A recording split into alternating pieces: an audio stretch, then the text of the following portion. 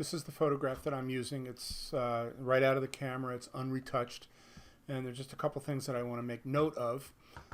First thing that I'm going to do is go into the file info on this picture. The file info, when I look at the camera data, it shows me the camera make, which is Panasonic. The model is a DMC DMC ZS50, and the focal length is 43 millimeters. Those are the things that I really need to know. The other thing is that the image size is 4000 by 2248. And just click OK, and what I want to do is record this in a file, which I've done. So I just wrote it down. You could write it down, on your hand if you want. Make and model, focal length, size, and sensor size. So on the size, I put, this is 40% of the original size, and my point here is just that you can use either the 4000 by 2248, or you can use some percent of that as long as the aspect ratio is the same. The sensor size is 6.17 by 4.55 millimeters. Now, that was not in the camera info, but I want to show you how I got it. So I'm going to go to open up a web browser, and I'm going to go to www.dpreview.com. That's a digital photography review online magazine. I can search for this camera. So it's a Panasonic, and it was the ZS50. You can put this right in here, ZS50, which is right here. It's the Lumix, so that is my camera model.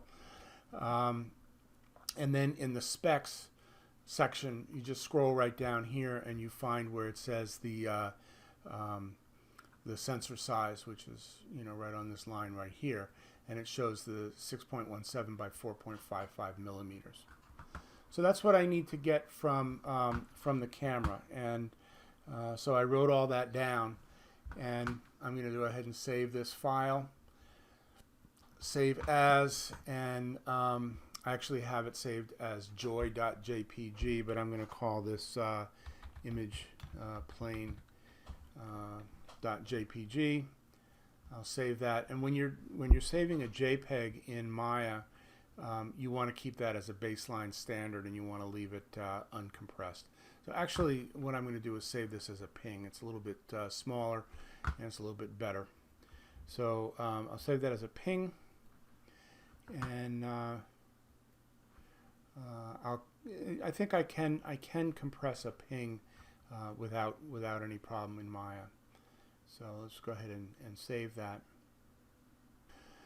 So Maya doesn't really like really gigantic image planes in terms of their pixel dimension, which is why I wanted to save that at 40%. So let's go ahead and do that. Just let's take the image size here, and I'm going to change that to 50%, and I'll save that one. So I'll save that as, and I'll call this joy2.png. I'll save that. And I'm going to just make a note of the image size here. It's 2000 by 1124. So let's just write that one down here. 2000 by 1124. Okay. So I'm done with Photoshop, and I'm going to open up Maya. So I first want to set up a couple of my my parameters here. So I'm going to go into my render settings first,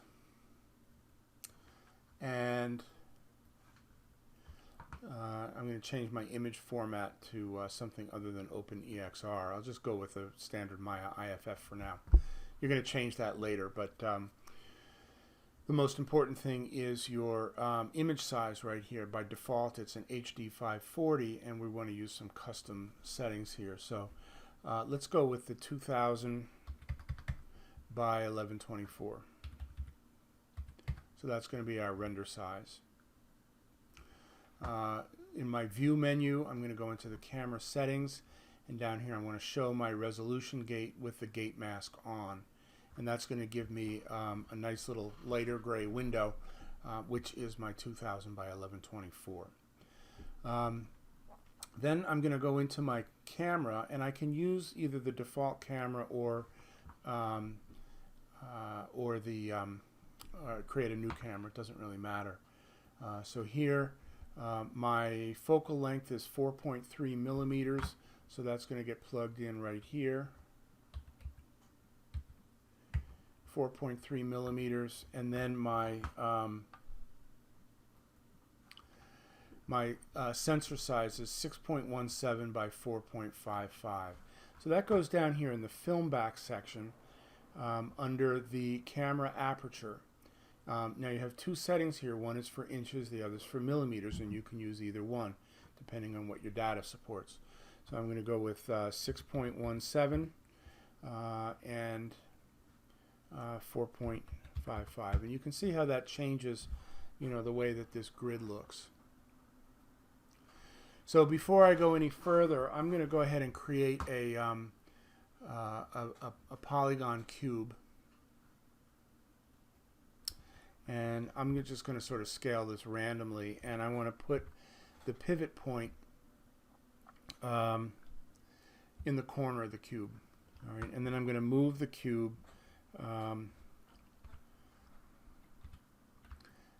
the center of the grid, so it's going to sit right in the center. Now the reason I do that is because the grid is actually going to match up to the floor of my picture, and so I want to be able to slide this along the floor and try to match that perspective.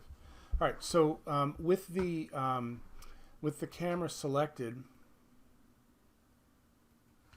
I can come down here and go to my image plane section and create. Now you people know that I can also go to the import image here, but I want to use this because I want to be able to adjust it in the attribute editor.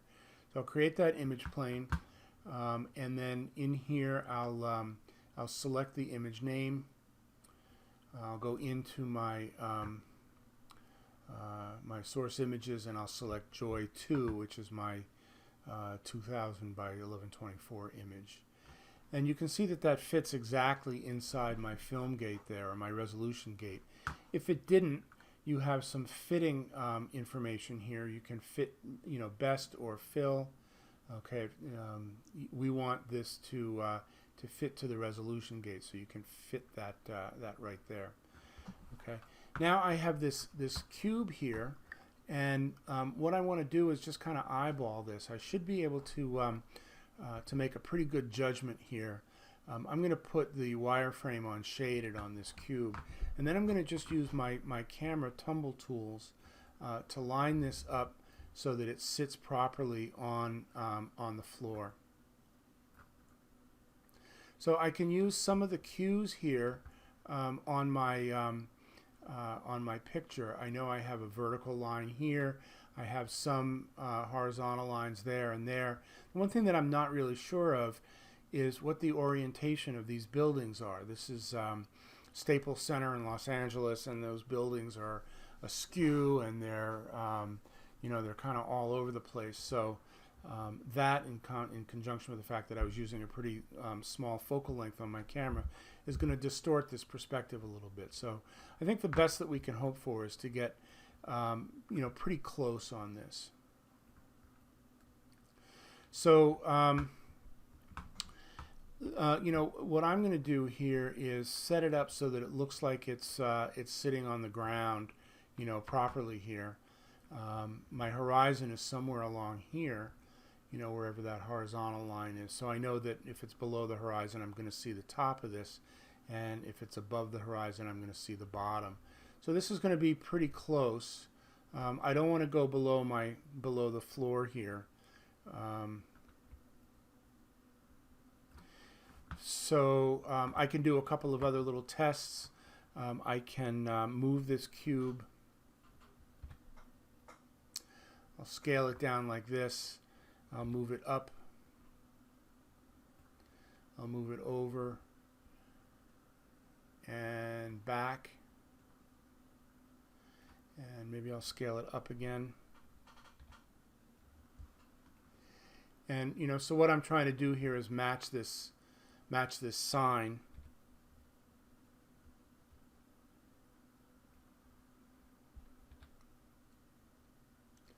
And so I've got that sign matched pretty well. Again, I don't want to rotate this cube so that it matches. If anything, what I would do is rotate my camera. So I'm just tumbling the camera because the cube is a static object, and I'm assuming that these buildings are straight. So as I come down here, I'm kind of eyeballing and lining it up with the edges of that building. And again, I can snap to the grid, and I can shove it over here.